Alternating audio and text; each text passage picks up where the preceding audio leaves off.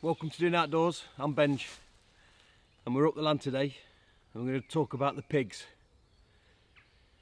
But before we get into the pigs in much detail, I just want to show you some of the damage that we incurred due to the storms that we had. We had 3 storms quite close together. We lost a number of trees through the wood, which isn't too bad. Gives me some firewood at least. But we lost 3 poplar that are inside the pig pen. One actually fell through the pig fence.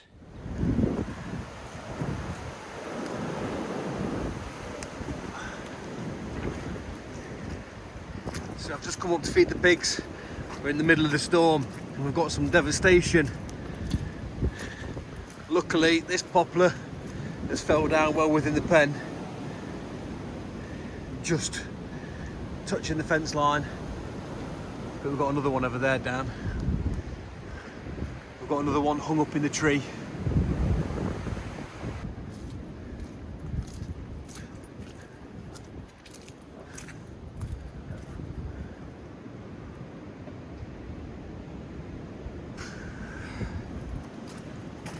Luckily the pigs have not been hit. That one's broke. I'm moving into that one.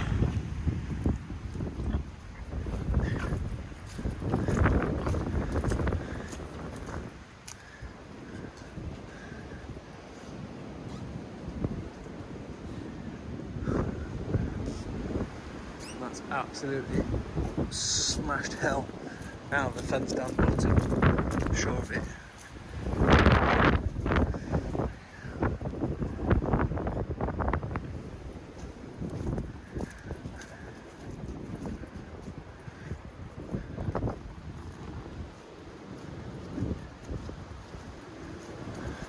Luckily none of the pigs are hurt. God, he's absolutely flattened it. You can see where it was nailed in.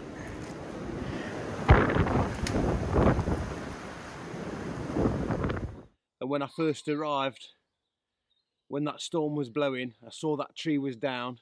I could see it was through the fence and I couldn't see any pigs. I thought they'd got out. But when I got around there, the pigs were there just eating the branches off the tree. And the hole in the fence that the tree had made, it had blocked with itself. So luckily, no pigs were hurt, no pigs were squashed by these trees, and they were still within the pen.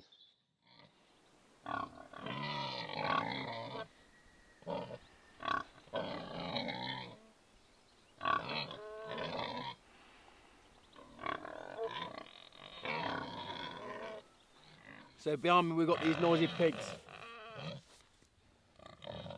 Bacon, Peanut the boar, and Big Bertha.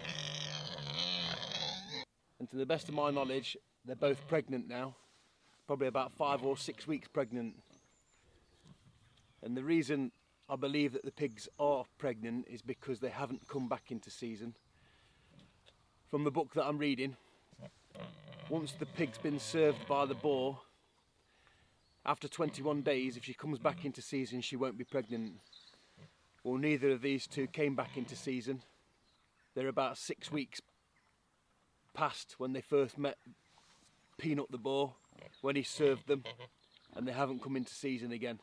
So that's a clear indicator that they are both pregnant. So we've got due date for Bacon. She should be giving birth around the 6th of June. And Big Bertha is going to be about the 13th. So quite exciting times. Some new life on the farm. But there's a couple of things I'm going to need to get ready before these pigs are born. I'm going to have to build them their own separate farrowing pens. And I'm going to build them basically like a shed.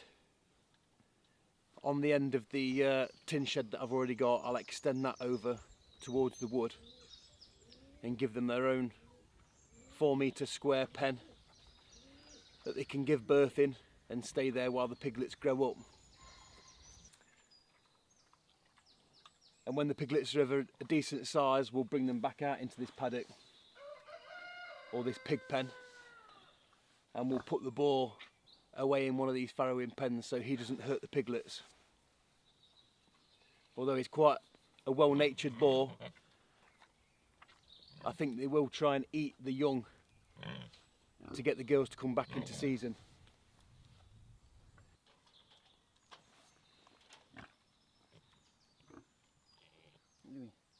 What are you doing? I'm now stood in the area where I'm going to extend this shed to create these farrowing pens for the pigs.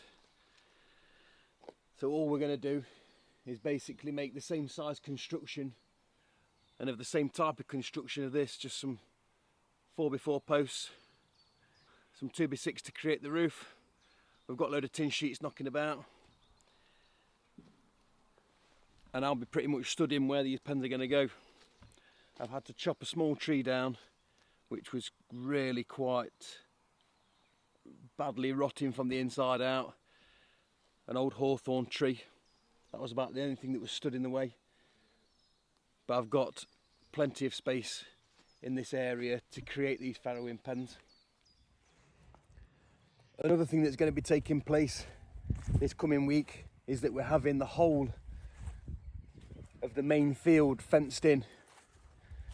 Now this is a job that I was going to undertake myself, but having had the practice of installing some of this fence by doing the pig pen, it was hard work, time consuming, and that was only about 120 metres of fencing. Around all this top field, it's going to be close to 800 metres of fencing. And with me working full time and not having the proper equipment to get this job done, I've opted to get a fencing contractor in. I imagine it's only going to take him about a week. He'll have his tractor, his post knocker, and he'll get this whole field fenced in for me. He's coming tomorrow to start that, and that's going to aid me in a couple of ways.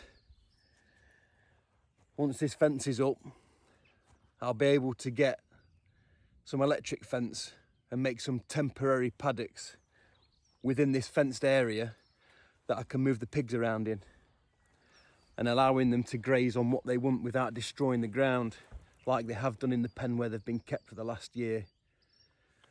Over the winter, as the ground got soft, they've really turned that over. They've ate quite a lot of the root from the trees that are in there, and ate the bark off some of the trees as well. I thought it was a good idea when we first got them in. When it was summer, there was a lot of green about, plenty for them to eat, but they soon got through all that, and then the ground softened in the winter, and they must have dug down to about 2 foot in some places. So a note to anyone who wants to keep pigs: if you've got the facilities, I wouldn't keep them on mud or soft ground over the winter. I'd move them into somewhere with a hard standing, preferably a concrete floor, or even if there's a shelter over the mud so the mud doesn't become soft with the wet, they won't be able to dig in that. Your ground will fare a lot better. But ultimately, once this area is fenced in, we'll be able to get some more livestock. We don't have a tractor, so it's really hard for us to keep on top of this. The area where I'm stood now is the area that we had flailed with a tractor this time last year, and after 6 weeks it grew back worse than ever. You need a tractor to keep mowing and keep mowing to keep it down. So by having this fence in, we'll get some goats, or either goats and sheep, something that's going to mow the ground for us and give us some meat in return. So I'm going to be doing quite a lot of videos following these pigs through their pregnancy, and then as the piglets grow on. So if you want to see some more of this process and see how someone's trying to become self-sufficient, subscribe to the channel. But that's all I've got time for today. Thanks for watching, and I'll see you on the next one.